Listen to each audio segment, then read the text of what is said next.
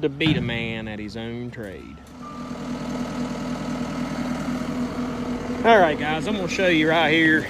We've got some problems here at this first entrance, and I knew we was going to, but I just wanted to show, like this stick right here. It's not underneath the gravel, but this is the actual dirt that come out from underneath of my entrance.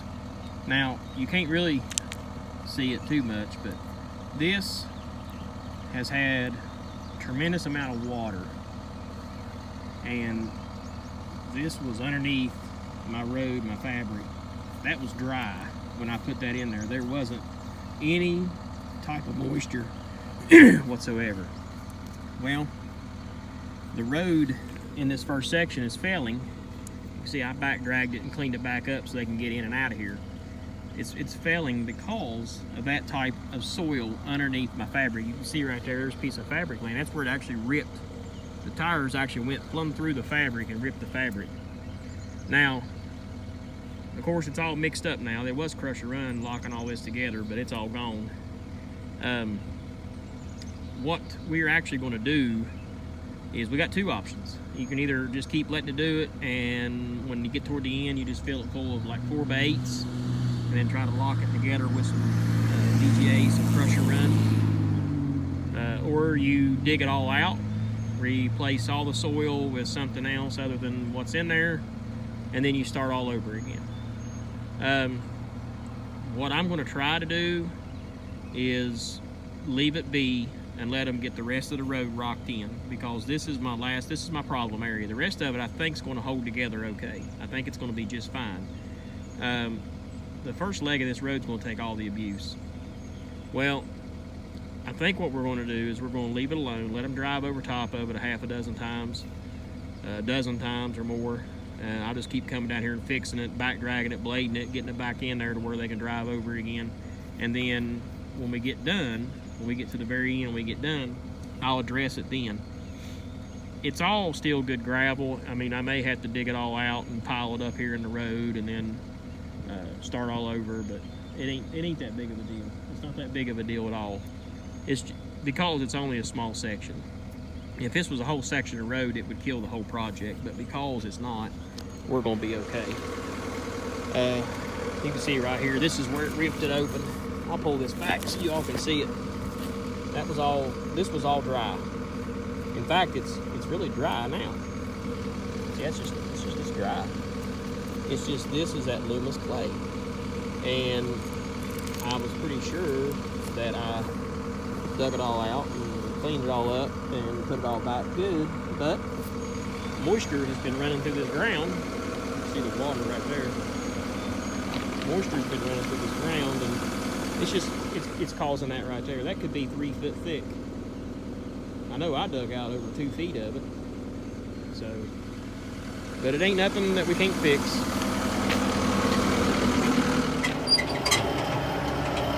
All right, folks, I got I kind of just scratched everything up, knocked them little humps down.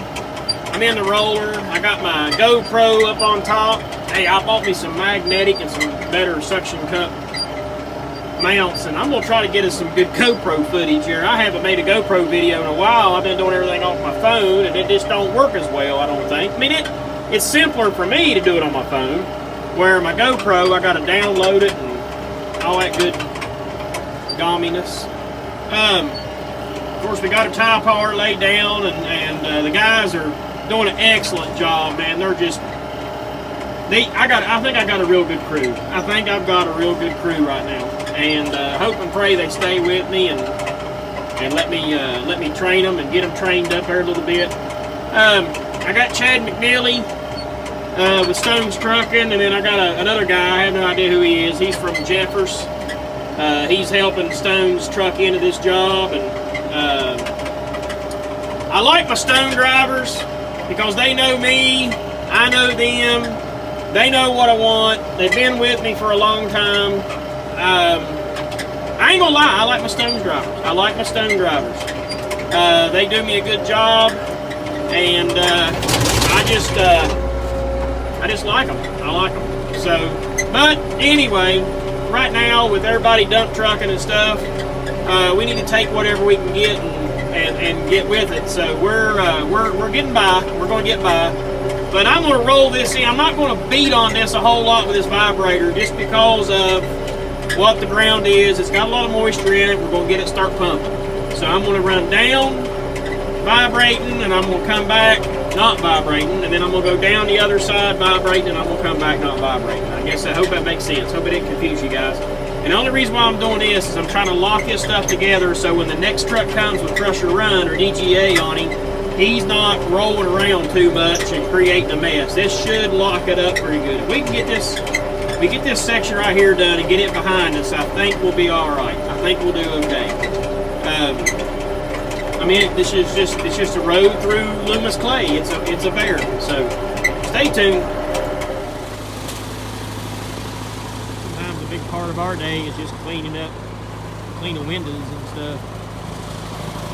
Getting the windows cleaned on the hoe, getting windows cleaned on the dozer and stuff. Got Pooh Bear over there. He's giving everything a shot of grease. Bodie grass. I'm just about out of grease. Give me some grease over here, Bodie. Got us 2 loads delivered so far. Right there's the end of the road. That's the 2s. I got one driver bringing back a load of Crusher Run to cap that off, and another guy's bringing back a load of number 2s. The next load of number 2s should take us to about right in here somewhere. We're putting them on pretty thick. I'm trying to keep from having to put 4 baits. I know I'm going to put 4 baits at the mouth of the holler, but I'm trying to keep from having to put 4 baits out here. If I can get number 2s out to here and they'll hold themselves up, then I should be able to get number 2s to hold themselves up through here, I think. I think we'll be all right. I think we can get it all capped up, locked up, get it capped off to where water can't penetrate underneath it. I think we'll be okay. This is just a bear of a job right now, man. Just a bear of a job. So let's get these guys, get everything finished up, wrapped up. Let's shed this jacket and let's get up on the hill. All right, folks. We're getting moved up here on top. We got 2 different things that are going on today. We got putting the gravel on the road, rocking it up, and clearing this out, getting ready to start cutting this house seat. We're going to actually enlarge the back. We're going to cut this whole back end out. The hump's still going to be there, but we're going to extend the backyard mostly is what we're doing. And we're going to put that stuff over this hill. Now, in order to put this stuff over the hill, you got to clear all them trees out, get all that nonsense out of your way, make room for your keyway. So, saying all that, we need to get down in here and get all these trees and stuff brushed up. I'm getting ready to mark everything up. Right there's that pretty maple right there. We're not going to take it out. But we're not going to take this big, beautiful maple out. But we're basically just going to cut a pretty good sized hole out of there, out of all them trees, just like we always do. We're not going to burn anything because of how dry it is and windy, and I just don't want to have to, I really don't want to have to fight a forest fire. So I'm getting ready. The guys just got up here with the service truck and the hoe, so I'm getting ready to get off here and do some marking on some trees, make sure we don't go past the clearing line, and get this job started. So stay tuned. And I got Jeffers truck in here. Gonna lay us down a layer of Crusher Run. Sounds like he's beating on something back here. I don't know what his malfunction is, but the road's pretty good up to probably about right in here somewhere, and then it starts to get a little thinner on the number 2s. So whenever Chad gets back, I'll probably have him take back off again. Probably about like where this tree's at somewhere or another, and I'll have him take back off. We're spreading some more 2s on here. Because this is the most viable place here is this daggone mess. But once we get past that curve right there, once we get past that area right there, this is our cutoff. Once we get past this, I think we're gonna have it whipped. That little leg going up to the garage site might prove to be a little bit of a bear too, but I really think we got it whipped. And see, it looks like it's thin over here in the middle, but it's at least, I'd say it's at least 4 inches over here, but we're gonna make sure. We're gonna make sure.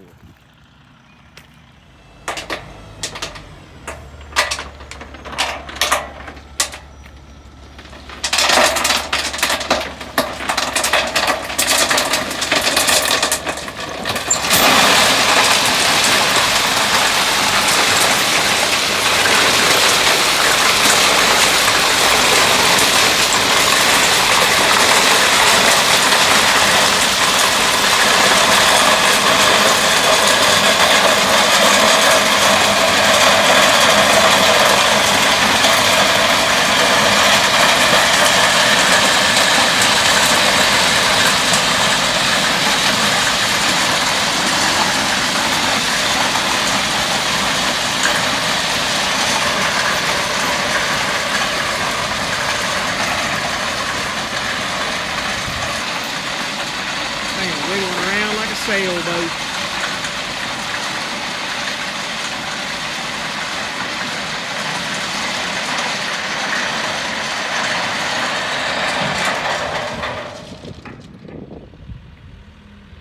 All right, guys, it's almost 7 o'clock, and that's a wrap for today.